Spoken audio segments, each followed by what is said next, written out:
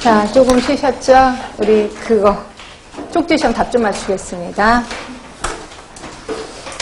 자, 1번은 4번, 2번은 3번, 3번은 4번, 4번은 3번, 5번은 3번, 오늘 배운 거죠. 자, 6번은 4번, 그 다음에 7번은 1번입니다.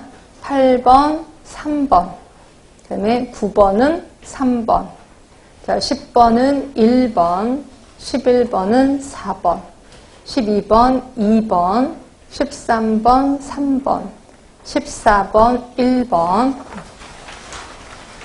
15번 4번, 16번 3번, 17번 2번, 18번 3번, 19번 1번, 20번 2번, 21번 요거 2번입니다. 2번. 자, 다 맞으신 분? 네, 한 분 계시네요. 감사합니다. 혹시 질문 있으시면 질문 받겠습니다. 질문. 자, 21번 보시면 이중맹건법의 적용 목적. 이걸 3번이라고 하셨어요. 심리적 작용을 그게 아니라 그게 더 정확한 건 2번이죠. 실험자나 피실험자나 자신이 실험군인지 대조군인지 잘 모르게끔 하는 게 가장 큰 목적이죠.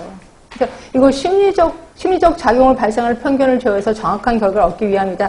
이거보다는 정확한 용어 해석이 2번이죠. 실험군과 피실험군이 자신이 뭔지 모르게끔 하는 거. 저는 2번 보기를 방법이라고 생각을 했고 3번 보기가 목적이라고 생각을 했어요. 그 적용한 목적이 뭐냐 이거죠. 모르게 하기 위해서.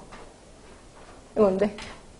목적을 위해서 방법으로 2번을 하는 게 아닌가 생각합니다. 아, 근데 적용 방법은 이렇게도 물어보는 질문은 없거든요. 그냥 적용 목적은 이렇게 해서 물어보는 거지. 그죠? 그래서 국어 쪽으로 해석하시면 안 돼. 국어 쪽으로. 우리 쪽은 이과 쪽이기 때문에 국어 쪽으로 해석하면 다 걸립니다. 그래서 이때는 그냥 심리적보다는 2번으로 하시는 게 훨씬 더 정확한 것 같아요. 그죠? 자, 또 질문 있으시면. 자, 질문 없으시면 넘어가겠습니다. 자, 우리 지금 6가지 고리하고 있는 건 아실 거예요. 자, 그래서 우리 이제 전파까지는 끝이 냈고, 그 다음에 전파가 끝나고 나면 침입을 합니다. 근데 침입도 그렇게 아까 탈출이랑 똑같아요. 호흡기계로 탈출한다면 얘는 호흡기계로 침입을 해야 돼. 그죠? 내가 혹시라도 호흡기계로 들어가야 되는데 소화기계로 들어갔어? 그럼 그 아이는 죽겠지 뭐. 하여튼 얘네도 되게 치열한 경쟁을 하는구나 하시면 될 것 같고요. 그래서 그렇게 침입 이렇게만 보시면 되고, 자, 침입했다고 해서 무조건 병이 생기는 건 아니다 라고 표현했었을 거예요. 그래서 제일 마지막에 신숙주의 감수성에 따라 병이 생기기도 하고 안 생기기도 한다라고 표현했고요. 책은 111쪽에 있습니다. 그래서 신숙주의 감수성에 대해서 얘기한 사람이 있습니다. 감수성 지수라고 해서, 자, 누가 얘기했어요? 루더라는 사람이 얘기를 했고요. 감성 지수가 높으면 높을수록 그 병에 걸리는 거고, 이게 낮으면 불연성으로 갈 확률이 좀 높아요. 그래서 이게 높은 애가 있고 낮은 애, 그 가운데 있는 애들도 기억을 해 두셔야 되겠죠. 가장 높은 애 누구였었어요? 감성 지수 높은 애? 응? 천연두. 또 하나? 홍역. 몇 %까지 갔어요? 95%까지 갔을 거예요. 반면에 제일 낮은 애가 소아마비. 몇 %?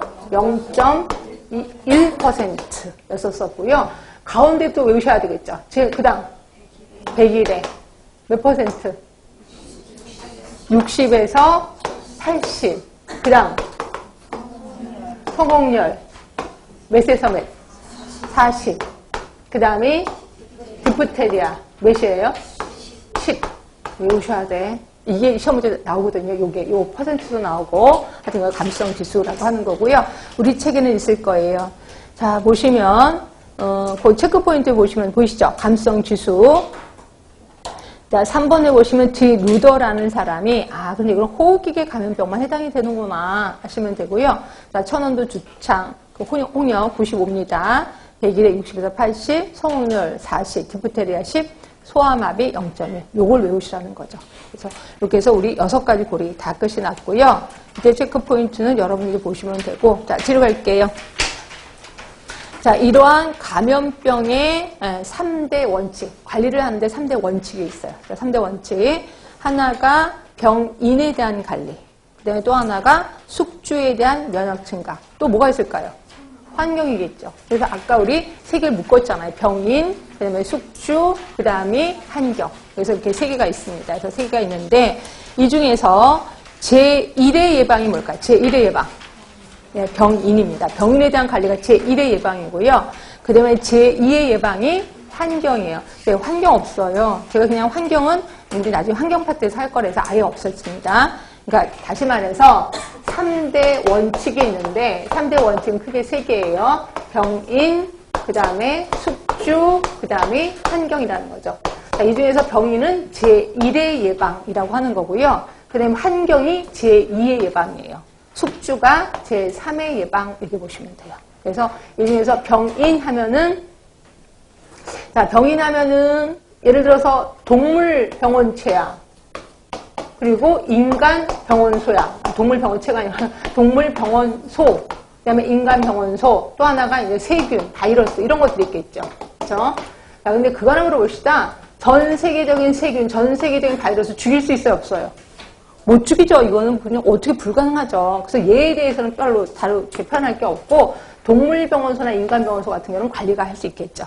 자, 동물병원소 어떻게 할까요? 죽이죠. 살처분한다고 하잖아요. 살아있는 채로 그냥 땅속에 파묻는 거예요. 지금 어마어마하죠. 막 몇만 마리 막 파묻는데 엄청날 겁니다. 자, 그런데 비해서 인간병원소는 죽일 수는 없잖아요. 그래서 어떻게 해요? 치료를 하는 거죠. 치료를 하고 격리를 한다. 이렇게 보시면 격리한 다음에 치료를 하겠죠. 그래서 전염력을 좀 다운시킨다라고 보시면 되고요. 그래서 병인에 대한 거는 간단하게 이렇게 넘어가는구나. 자, 여기서 신경 쓰실 거는 숙주에 대한 거죠. 자, 숙주에 대한 거는 숙주의 면역력을 높여줘야 되겠죠. 그럼 숙주의 면역, 그래서 이제 면역에 대해서 들어갈 겁니다. 자, 면역의 종류하면 크게 두 가지가 있습니다. 어떻게 있을까요? 선천적인 면역이 있고 또 하나가 후천적인 면역이 있을 거예요. 이 중에 선천적인 면역은 타고난 거니까 그냥 넘어가도 되고 후천적인 면역을 좀 신경 써주셔야 되겠죠. 후천적인 면역은 다시 또 둘로 나눌 수가 있습니다. 어떻게 나눌까요? 응? 능동, 그 다음에 수동으로 나누겠답니다. 능동, 수동. 자, 능동은 다시 또 둘로 나뉘죠. 어떻게? 자연 능동, 또 인공 능동. 자, 수동도 자연 수동, 또 하나 인공 수동으로 나눌 겁니다. 자, 그럼 여러분들은 자연 능동에는 뭐가 있고 인공 능동에는 뭐가 있는데 이걸 외우셔야 되는 거야. 자, 자연 능동에는 뭐죠? 자연 능동. 그 병에 앓은 거. 그래서 이거는 현성이나 불연성 감염으로 인해서 생긴 면역을 자연 능동 면역 이렇게 표현합니다. 그럼 인공 능동은요? 예, 이게 예방접종입니다. 예방접종. 자, 그리고 자연 수동은요? 요게 이제 모유 또는 태반을 통한 면역을 제시하는 거죠. 모유나 태반을 통한 면역. 요게 아무래도 시험 문제 좀 많이 나오겠지. 그 다음에 인공 수동 면역은요? 이게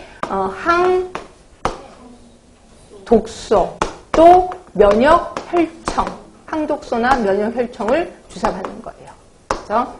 자, 그러면 예방접종에는 다시 우리 예방접종은 다시 세 개로 나눈 건 아시죠? 어떻게 나누냐면 생균을 예방접종하는 경우, 또 하나 사균을 예방접종하는 경우, 또 하나가 독소